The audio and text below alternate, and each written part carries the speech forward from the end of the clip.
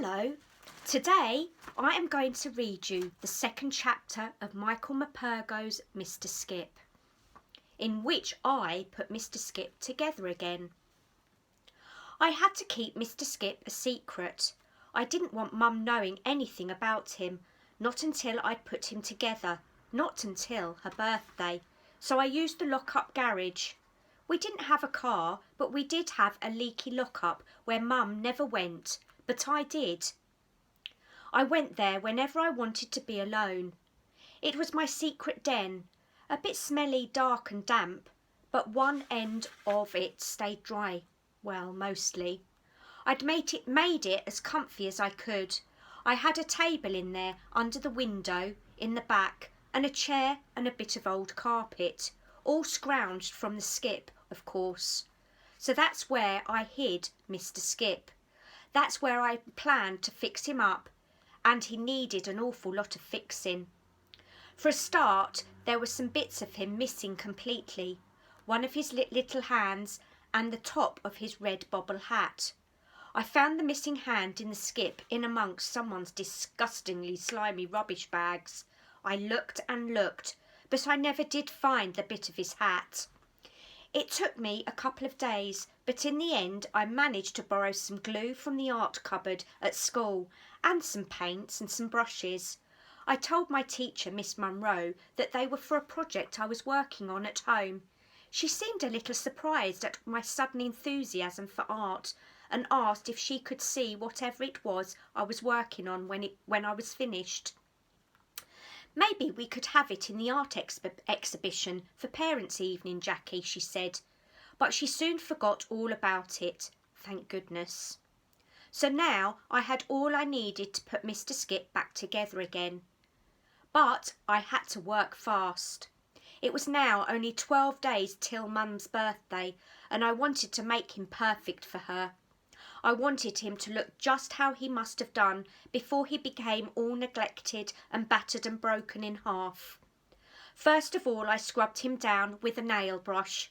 Then, when he was dry, I glued him back together, top half to bottom half, and I gave him back his missing hand.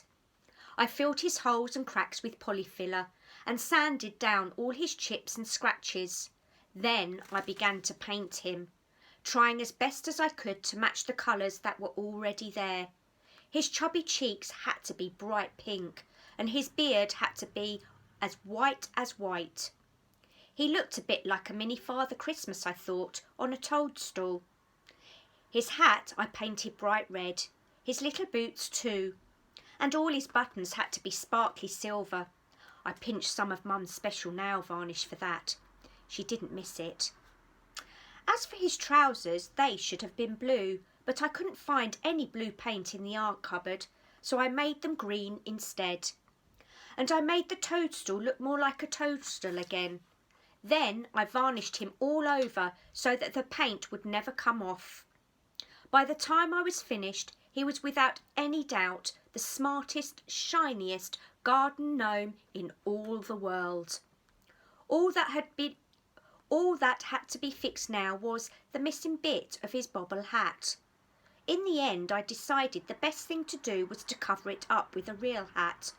I did a swap with Barry, my Harry Potter sweatshirt, the one Gran gave me for Christmas that had a hole in it, for his Liverpool red woolly hat, also with a hole in it. But it fitted Mr Skip perfectly, and he looked very pleased with it too. That was the strange thing about Mr Skip. Every day I worked on him, he seemed to look happier and happier. So happy sometimes that I thought he really might burst out laughing. He never did. I mean, he couldn't, could he? After all, he was only plaster. I knew that. But sometimes, after we'd been alone together in the lock-up for a while, I came to think of him almost as a real live person. I suppose that was why I began talking to him. It just seemed natural somehow. I told him all about Mum and me, our whole life story, about school, about Barry and Marty, about the crazy Cossacks, about everything. He knew things about me I'd never even told my mum. He'd never say anything back, of course, but once or twice I thought I heard a chuckling inside the lock-up when I left it to go home. There were a couple of days still before Mum's birthday, and after school I'd spend all the time I could in the lock-up with Mr Skip. I'd just sit there admiring him, admiring my amazing handiwork, and looking forward to seeing the look on Mum's face when I gave him to her on her birthday. But then I began to think about him, about what was going on inside his head. I couldn't help wondering how lonely and miserable he must be, left alone in the lock-up most of the day and all night without me. I realised I was beginning to think of him not as a painted garden gnome at all, but as a friend who I liked to be with and who seemed to like being with me. Silly, I know, but that's how I felt. It was on the very last evening before Mum's birthday, and I was sitting there with Mr Skip in the lock-up just chatting away like I did, about how one day I would beat Barry and all the rest of the crazy Cossacks out of sight, how I was going to wipe the floor with them. I'll show them, I was saying. I will too. Honest. You watch me. As usual, Mr Skip just sat there smiling at me and never saying a word. But that was the thing. Suddenly I found myself almost expecting he would say something. He didn't, so I just went on gabbling. Mr Skip, do you know what Mum and I want more than anything else? First, we want to build stables for all the horses on the estate, so they don't get all cold and miserable in the winter. Then we want to get off this lousy place. We're always on about it, always dreaming. We'd like a little house of our own in the country where there's green fields all around and hills and big wide skies and no high buildings. And she'll keep chickens and ducks and I'll have my very own horse. I don't care what he's really like. 4 legs and a tail, that's all I want. I'm not fussy so long as he can go fast. I want to gallop over the hills, splash through the rivers, jump the hedges. I get all sad sometimes, Mr Skip, because I know it'll never happen. But like Mum says, it costs nothing to dream. Dreams are good for us, she says. They keep our spirits up. And she's right too. I can close my eyes whenever I like and be out there in the country riding along, the wind in my face. Wouldn't it just be great? Well, Jackie, you'd know what I'm thinking. He spoke. I'm telling you, Mr Skip spoke. Words came out. I definitely heard them. He was speaking to me. He knew my name. For a few moments I was so stunned that I couldn't think straight at all. Mr Skip went on. Like I was saying, Jackie, I've been thinking that one good turn deserves another. Out of the kindness of your heart you picked me out of that skip, put me together again and gave an old gnome a new lease of life. So I'll see to it that all your dreams will come true. And mine too, come to that. I've got dreams of my own, you know. But it's our secret, right? No one else must know about it, just you and me. You never heard me. I never spoke a word, did I? I couldn't say anything. I just shook my head. There's my girl. And Jackie, don't worry. It may not happen just as you think it'll happen, not as you want it to happen, but it'll happen all the same. Promise. His lips did not move as he spoke. None of him moved.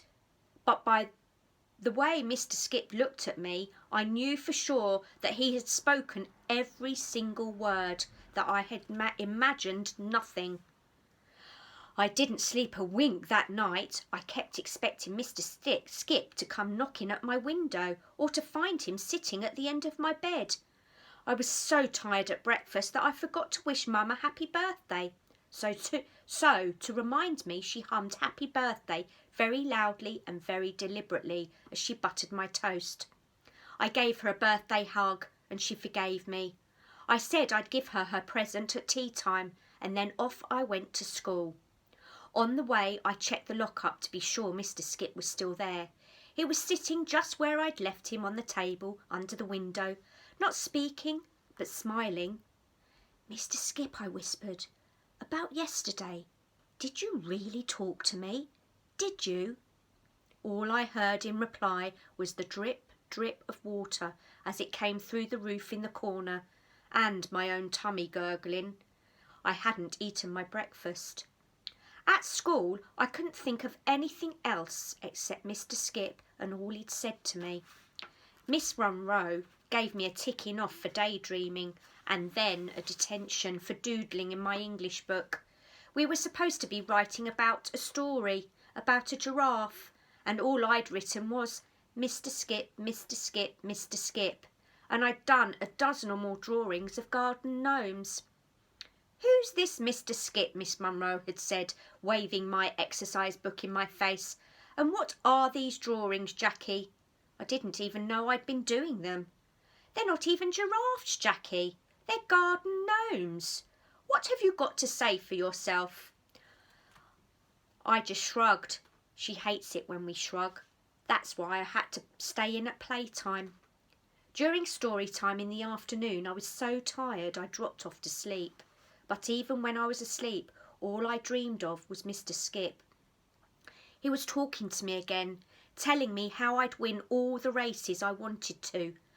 After school, after Miss Munro had kept me behind to tick me off again, I ran all the way back to the lock-up. I didn't know why, but I had this terrible premonition inside me that I'd find him gone when I got there, that he might have just opened the door and gone, and worse still, that maybe someone might have broken in and stolen him. As I came round the corner, I saw that every one of the lock-ups was shut, so I didn't have to worry after all. But then I opened the lock-up door. He was gone. Mr. Skip was gone. Well, I hope you enjoyed chapter 2, and wait for the next chapter. I wonder what will happen next.